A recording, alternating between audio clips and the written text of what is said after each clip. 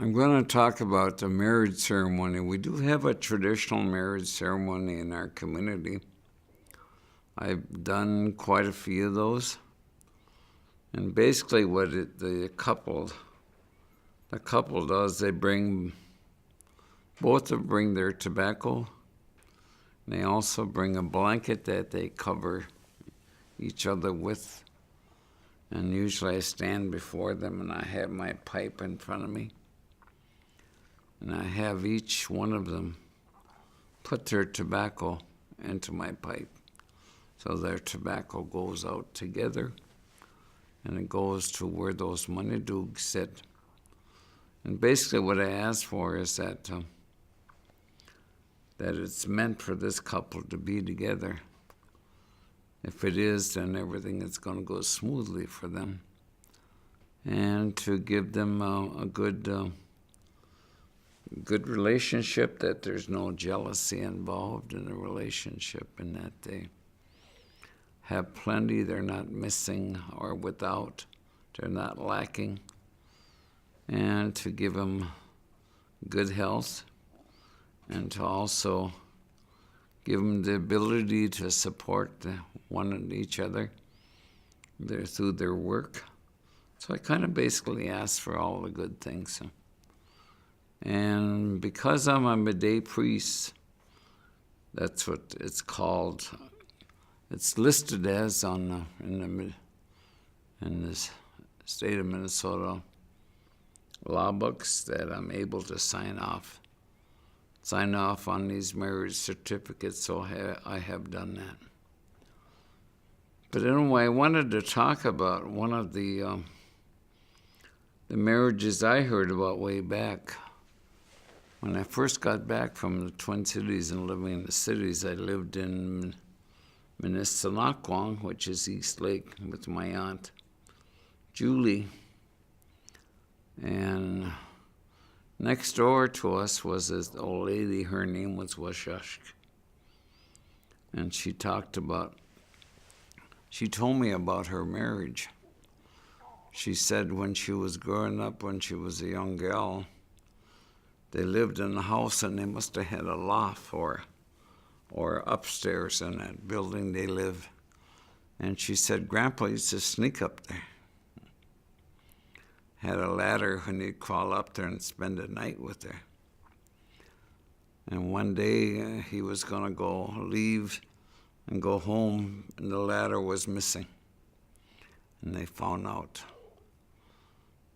what they were up to, and he had to walk through the house in order to go home. But anyway, she said not too long after that, she got up in the morning and she went downstairs, and her mother was just busy cooking up a storm. She asked her, why are you cooking all this food? And she said, you'll find out in a bit. Not too long after that, she said, Grandpa's father showed up. And her father sat together, and then smoked their pipes. And basically asked each other if Washushkin and Grandpa could get married, and they replied that they could. And long after that, they had a feast, and she said we were then married, considered married. And she said not too long after that, they told us to leave the house and go live on our own to support ourselves. So that's what we did. And she said every time his folks or her folks came over, she always made sure she showed that they had a lot of food, that they were able to take care of themselves and provide the food for themselves. So that was her marriage. And then I was talking about divorce. Our people did divorce. I've heard some Anishinaabe say, if you've been married by the pipe, you can't divorce. That's not so. In fact, I remember hearing this one gal approached me when I was living in the Twin Cities, and she said, you know, the man that I'm married to, I can't leave him. He told me that since we're married by the pipe that I couldn't leave him, divorce him. And she said, you know what he's doing? No, he's being real abusive, physically abusive to me. And I told her that it's not true. You can leave him. You can divorce him. I said, I was telling her about the old man that raised me, had a song, a divorce song they called it, that the couple danced to. And they each symbolically threw their clothing on the floor, telling the community that they were no longer a couple and that they were divorcing. I said that a divorce was recognized, so she left him soon after that as a result. So when I do these marriage ceremonies, you know, we have that pipe and that food involved for the couple that I'm marrying.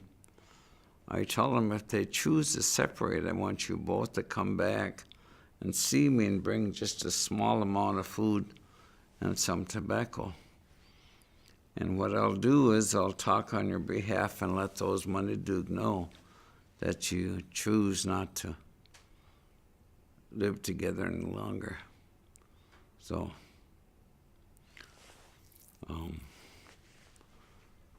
our people are allowed to divorce.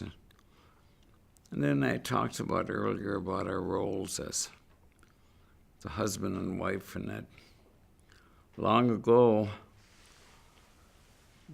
our people held all of that, how ambitious, or they held that in high regard on how good of a worker, say, the woman was in a marriage. If she could sew, if she could do blankets, if she was good at cleaning house, if she was just a hard worker, that was the ideal woman in a marriage. And I was saying they never ever talked about her physical beauty or her appearance. So I always jokingly say that it doesn't matter if she was uglier than heck. As long as she could do all of that stuff, she was a good wife. So. That's it.